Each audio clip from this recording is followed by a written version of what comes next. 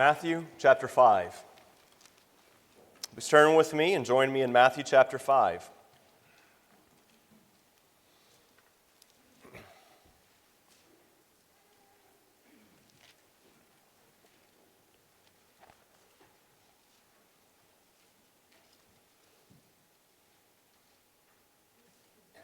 Let's read together beginning in Matthew 5 and verse 21. You have heard that it was said to those of old, "You shall not murder, and whoever murders will be in danger of the judgment. But I say to you that whoever is angry with his brother without a cause shall be in danger of the judgment, and whoever says to his brother, 'Raca,' shall be in danger of the council. But whoever says, 'You fool,' shall be in danger of hell fire. Therefore, if you bring your gift to the altar, and there remember that your brother has something against you, leave your gift there before the altar and go your way. First, be reconciled to your brother, and then come and offer your gift."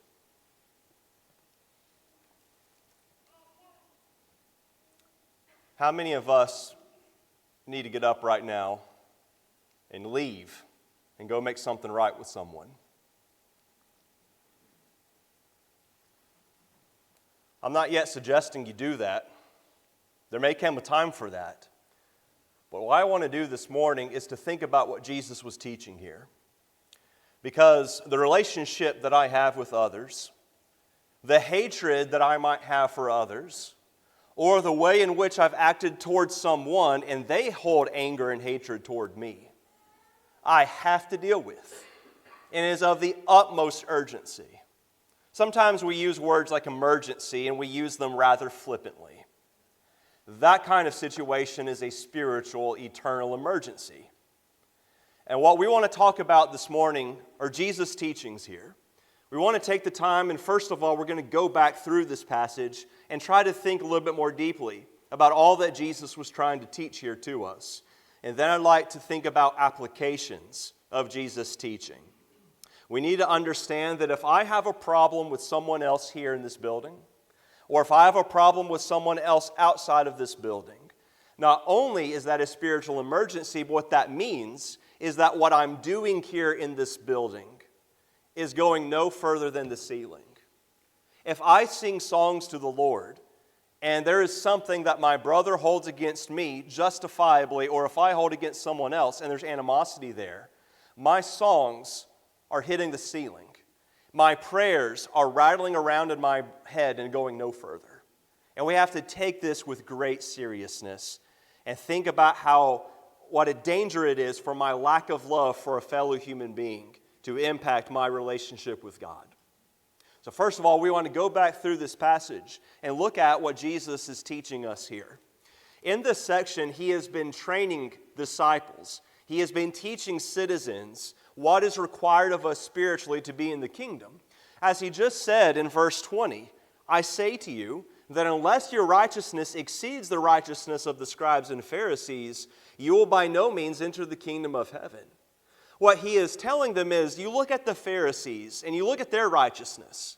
You look at what they think having a relationship with God is about. It is about external shows of ritual, external signs of devotion. So when he tells the disciples and the citizens of the kingdom of heaven, your righteousness has to exceed the righteousness of the scribes and Pharisees. He is not saying, now if they give 50 alms a day, you need to at least give 51. If they pray to the Lord 7 times a day, you've got to pray 8 times a day. That is not what he is saying. He is saying is you've got to take your spirituality and your relationship with God to a completely different level, a league above what the Pharisees do.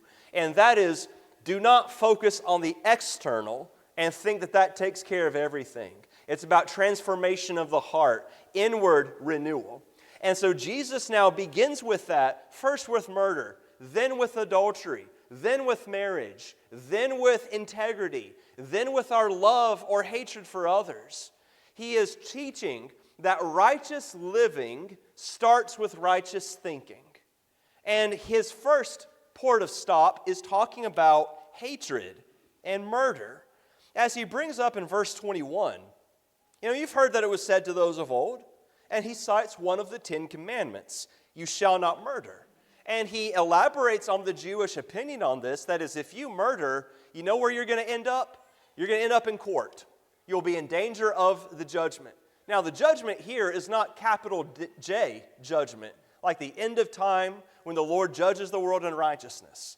Now, certainly, if there is unrepentant murder, that will be dealt with at that day. But what he is saying here is you're going to end up in court if you engage in murder. That's what has been said from of old.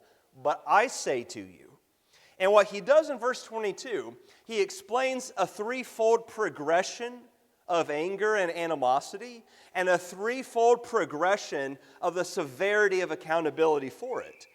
The first level is angry with his brother without a cause, or as some versions will say, simply anger with his brother. He is teaching his disciples, if you're angry with your brother. Now, what he is saying here is not just, I'm frustrated with someone, or I've been a little bit annoyed with someone, or even, I've been angry with someone before, or I was angry with this person the other day. He's not saying that. He is talking about the kind of anger that you allow to fester inside. A kind of animosity that is seething and beginning to bubble underneath the surface, and all it's waiting for is some external stimulus, some kind of catalyst outside in your environment, you're dealing with others, that will bring that anger to a rolling boil. That's the kind of anger he's talking about. And what Jesus is teaching is if you let that sit inside your heart and fester, you're going to end up in court.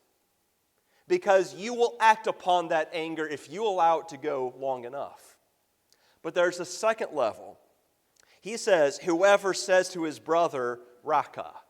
That is an Aramaic term, and it might mean different things literally, but the idea here is that when you have not just become angry with someone and you've let that anger sit, you have allowed that anger to grow such that you hold now disdain and dismissal of someone else as if they are of no worth. That is to say, I'm so angry with this person that my thoughts about them have ceased to see them as another human being. I've dehumanized them.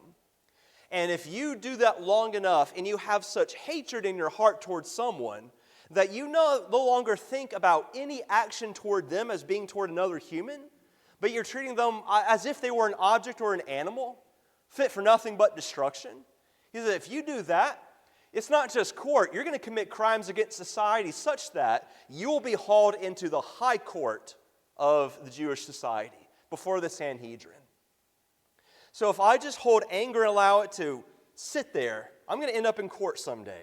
And if I allow such anger that I don't view another as a human being, I'm going to commit atrocities against society. But whoever says, you fool, shall be in danger of hellfire. What's the progression here? Jesus is not teaching that the word raka or the word you fool, that they're curse words, bad words, don't say them. What he is teaching with you fool, this is taking it to another level, where you view someone else as only a fool fit for damnation. That they are of such utter lack of worth, that it's not just you're of no importance, I can set your needs or your interests aside, but you're fit for one thing, and that's the damnation of God for eternity. This word, you fool, is used in a couple of different contexts. For example, it's almost always used associated with being worthy of God's judgment and condemnation. In the book of Jeremiah, in chapter 5, this idea of where God says, my foolish people. He says, they have ears to hear, but they don't hear. They have eyes to see, but they don't see. This is a depth of such utter lack of sensitivity to anything spiritual that God judges you worthy of condemnation. The same word is used at the end of the Sermon of the Mount in chapter 7, when Jesus says, but whoever hears these sayings of mine and does not do them is like a foolish man. It's the same word here. And so again, the idea is when I take that concept of God's judgment and I will put that in my mouth as if I were judge of another, and I so disdain them, and I speak words calculated to express the most venomous contempt for another, that is the kind of anger and hatred that he is including here. If I look at someone else and my thought is, you're going to hell, and that's what you deserve, I will be in hell. What Jesus is ultimately teaching is that anger unchecked, hatred unchecked, is sin itself and will land me in the lake of fire and brimstone. Just as he teaches here later about adultery and lust, I think a very important point is to be made here. What does he mean that if you hold this anger and this hatred that you're guilty of murder? What does he mean by that? If you go on and read the next series of teachings that he gives about adultery and lust, he says, you've heard that it was said to those of old, you shall not commit adultery, but I say to you that whoever looks at a woman to lust for her has already committed adultery with her in his heart. What Jesus there is teaching is that if you just sit at home and you go through your day and you're constantly thinking lustful thoughts about others, if you're at work and coworkers or individuals you engage with, you're just constantly thinking lustful thoughts and fantasizing about them, or about others that you interact with, or if you're at home and you're constantly consuming entertainment, or you're consuming anything visually or audibly or reading that is filling your mind with lust, Jesus is teaching all that you're lacking to commit adultery is opportunity. Jesus is teaching me that if I am continually thinking these thoughts, the only thing that's keeping me from committing adultery is being afraid that I might get caught. That is, if I am alone or in a private setting and I think no one will see, no one will know, I will not be held to account, that's what I'm going to do. My thoughts will lead to action. And so he says, don't even lust. That will lead to adultery. You are committing adultery in your heart. You just simply lack opportunity if you haven't done it yet. So what Jesus is really teaching about anger and hatred, and that is if I am continually holding bitterness and anger and resentment towards someone, such that I start to disdain them, I am a murderer simply lacking opportunity. Now, if you think to yourself, that's a little extreme, that's a little bit out there. Whether in traffic or at home or at school or at work or in other settings, have you ever fantasized about hitting someone? About slapping someone in the face? Have you ever been so angry in traffic that you've said, if that person ends up in a wreck, twisted, smoking crump of metal, that's what they deserve? If we've ever had thoughts like that, then I'm a murderer that has simply lacked opportunity. I'm just afraid of getting caught. Anger and any situation that stirs up anger and that I allow to fester, I have to address it. Jesus is teaching that I must address that. Anger unresolved and unchecked impacts every aspect of my life. It impacts me at home. If it's my relationship with my parents, my relationship with siblings, my relationship with a spouse, if I let anger and animosity, that's going to affect me.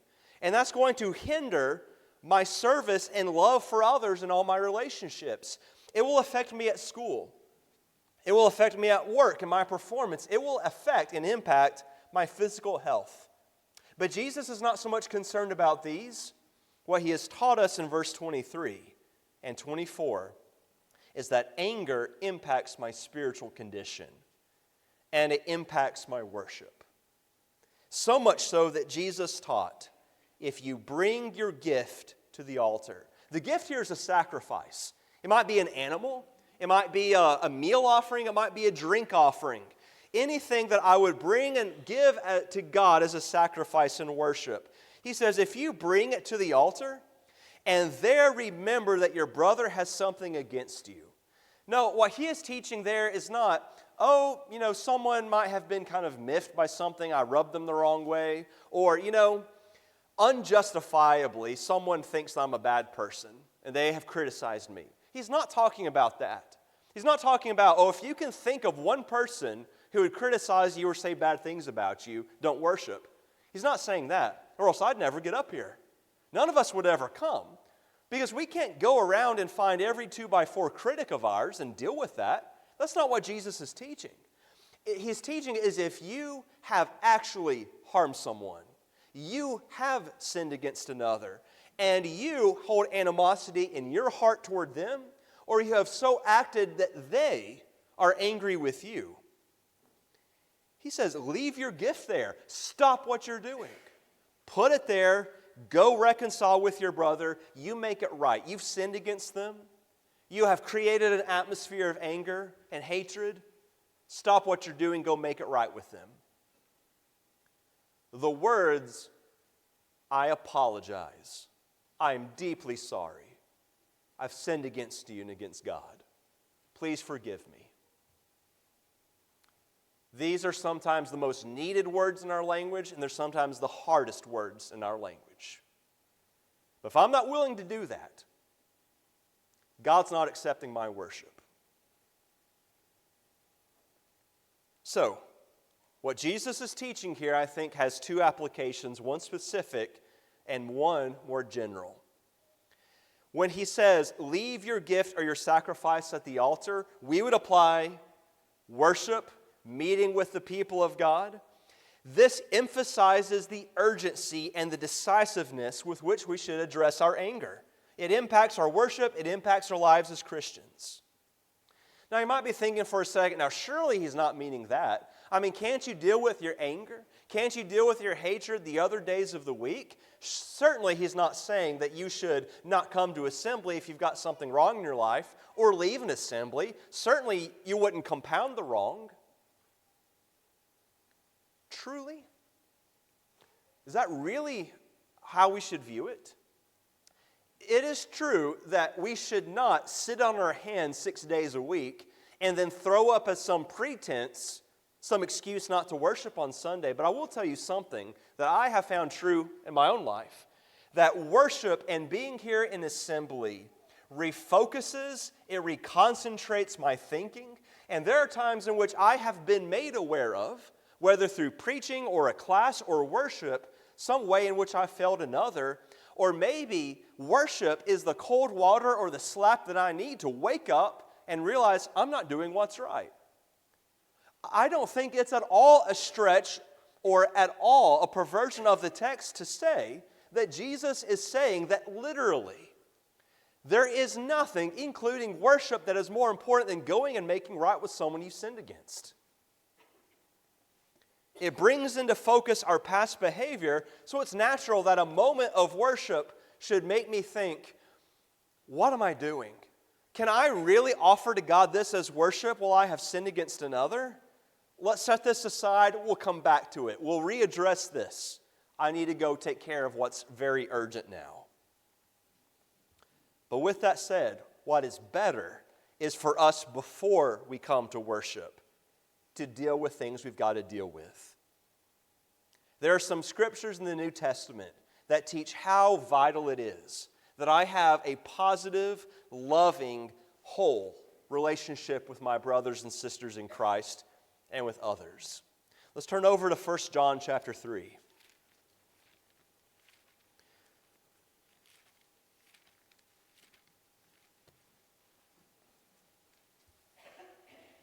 First John chapter 3, let's start reading in verse 10. I think it's quite evident here that the apostle is echoing the words of his Savior and his Master as the Spirit gives him utterance.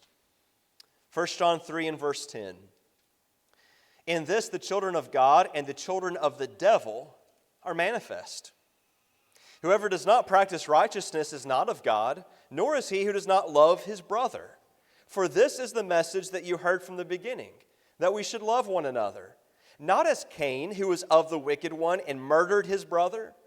And why did he murder him? Because his works were evil and his brother's righteous. Do not marvel, my brethren, if the world hates you. We know that we have passed from death to life because we love the brethren. He who does not love his brother abides in death. Whoever hates his brother is a murderer, and you know that no murderer has eternal life abiding in him. By this we know love, because he laid down his life for us, and we also ought to lay down our lives for the brethren. But whoever has this world's goods and sees his brother in need and shuts up his heart from him, how does the love of God abide in him? My little children, let us not love in word or in tongue, but in deed and in truth. And again, what is written? 1 John chapter 4 and verse 19. We love him because he first loved us. If someone says, I love God, and hates his brother, he is a liar. For he who does not love his brother whom he has seen, how can he love God whom he has not seen? If outside of this building I am hating or angry with someone, and I harbor that, and I've sinned against them, or if it's just a sin of my heart in anger and hatred and disdain and contempt, if I don't love that individual, I don't love God. And what that proves then is that my worship is a sham. I'm playing a part here. And I'm expecting that God will accept something from me in a way that I'm not tolerating of my fellow man. Let's think about some applications of this. It applies at home. Remember the words of the apostle in Ephesians 6 and verse 4? Fathers, do not provoke your children to wrath, but bring them up in the nurture and admonition of the Lord.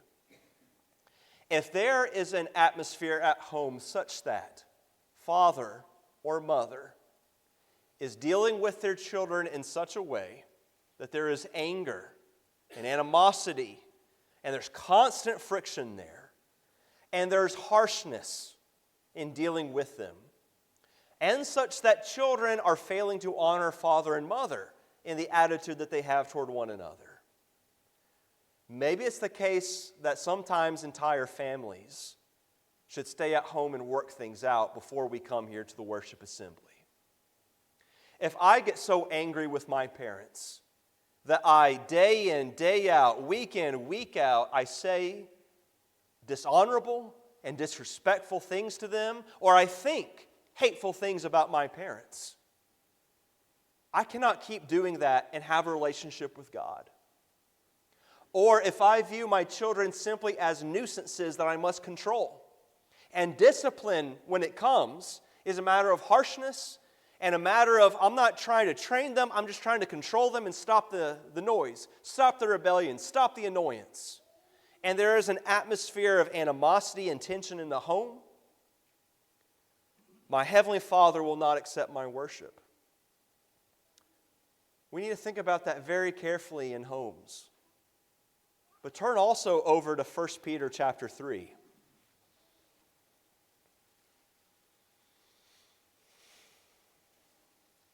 In 1 Peter chapter 3, the apostle has given instructions to wives. And now let's focus on verse 7 to husbands. Husbands, likewise dwell with them, that is your wives, with understanding. Give an honor to the wife as to the weaker vessel, and as being heirs together of the grace of life, that your prayers may not be hindered. Husbands, if we deal with our wives harshly, if we deal with them in action harshly, or we continually lose our temper with them and say ugly things, spiteful things, sarcastic things, hurtful things, or if we allow our anger and our lack of patience to withhold from them anything that is due them, even the kindest words of gentleness. I should not be here right now sitting in this pew or standing up here. Maybe there's a conversation that needs to happen at home. And the same thing works for wives. If there is a constant resentment and bitterness and a lack of respect and a lack of any kind of love and honor that's shown in our spouses, in our marriages, the apostle teaches me my prayers are hindered. God doesn't listen.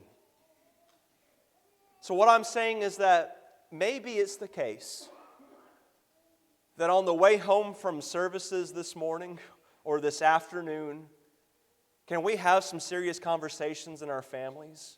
I don't know your situation. I know we have some wonderful families here. But I also know, and this is true from life self-experience, there can be storms at home while we put on the holy, pious face here. What would be wrong with having the conversation of saying, you know what we talked about, I've got to change some changes to make, and I'm sorry. Let's work together. Will you help me do what's right? That way, our prayers, our worship will be accepted by God. But it's in our speech in general, not just at home, not just in our actions with our family. Turn over to James chapter 1. Look over in the book of James chapter 1.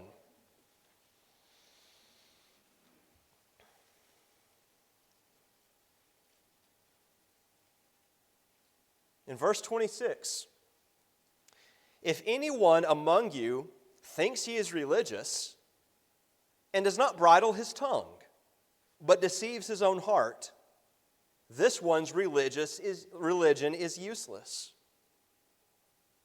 Look, if I can stand up here and give every argument in the world for why we should not use instruments in worship, and I can just wipe the floor with someone on discussions on why you've got to observe the Lord's Supper every Sunday, I can do all of that.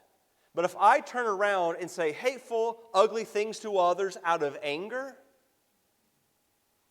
I am a fool. I am in danger of hellfire. We've got to get the religion and the external signs of religion right, but if it's not flowing out of a heart that would refrain from anger and animosity and sinning with the tongue, my religion is useless. Look over to chapter 3 of James. Chapter 3 and verse 8. But no man can tame the tongue. It is an unruly evil, full of deadly poison. With it we bless our God and Father, and with it we curse men, who have been made in the similitude of God. Out of the same mouth proceed blessing and cursing. My brethren, these things ought not to be so. Does a spring send forth fresh water and bitter from the same opening? Can a fig tree, my brethren, bear olives, or a grapevine bear figs? Thus no spring yields both salt water and fresh. What he is saying is, if I will sit here and sing songs like Lead Me to Calvary, I sing that, but then outside of a worship setting, I say ugly, hurtful, spiteful things, that doesn't match up. But he is saying, you know which one is the real you? The real you is not lead me to Calvary. The real me is the hateful, spiteful one. My brethren, these things ought not to be so. Pure religion involves more than just being compassionate outside the assembly.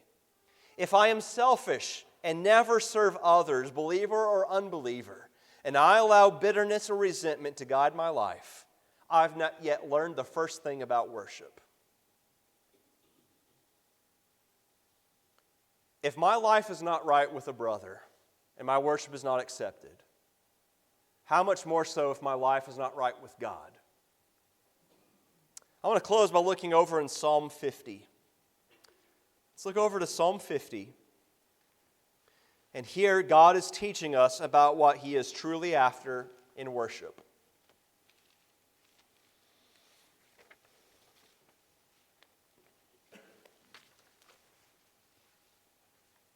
Psalm 50 And I'd like to start in Psalm 50 and verse 7. Hear, O my people, and I will speak. O Israel, and I will testify against you. I am God, your God. I will not rebuke you for your sacrifices or your burnt offerings, which are continually before me. I will not take a bull from your house, nor goats out of your folds. For every beast of the forest is mine, and the cattle on 1,000 hills. I know all the birds of the mountains, and the wild beasts of the field are mine. If I were hungry, I would not tell you, for the world is mine and all its fullness. Will I eat the flesh of bulls or drink the blood of goats? Offer to God thanksgiving, and pay your vows to the Most High. Call upon me in the day of trouble. I will deliver you, and you shall glorify me. But to the wicked, God says, what right have you to declare my statutes or take my covenant in your mouth, seeing you hate instruction and cast my words behind you? When you saw a thief, you consented with him, and have been a partaker with adulterers. You give your mouth to evil, and your tongue frames deceit. You sit and speak against your brother. You slander your own mother's son. These things you have done, and I kept silent. You thought that I was altogether like you, but I will rebuke you and set them in order before your eyes. Now consider this, you who forget God, lest I tear you in pieces and there be none to deliver. Whoever offers praise glorifies me, and to him who orders his conduct aright, I will show the salvation of God. For our worship to be accepted, and for my plea to Christ on the day of judgment to be accepted, at home, at work, in the congregation, on social media, in every interaction, I must deal with anger and hatred, resolve it, love my neighbor as myself, and not hate others when Christ showed love toward them on the cross, and when he showed me the utmost love on the cross. It's about love of God and love neighbor as oneself. What we call upon you now, as we start to close this service, as we reflect on this invitation song, it's an invitation for all of us here this morning. And I stand up here kind of every Sunday responding to the invitation because I'm up here. And I think about myself. And I want you to think about yourself. And maybe there's some changes you need to make. Maybe there's some conversations that we need to have after this. If it is so, don't let anything stand between you and making your life right with the Lord. And if we can encourage you and we can help you in whether your decision to become a Christian or to ask for our prayer and our encouragement and help, then we encourage you while we stand and sing to make that known.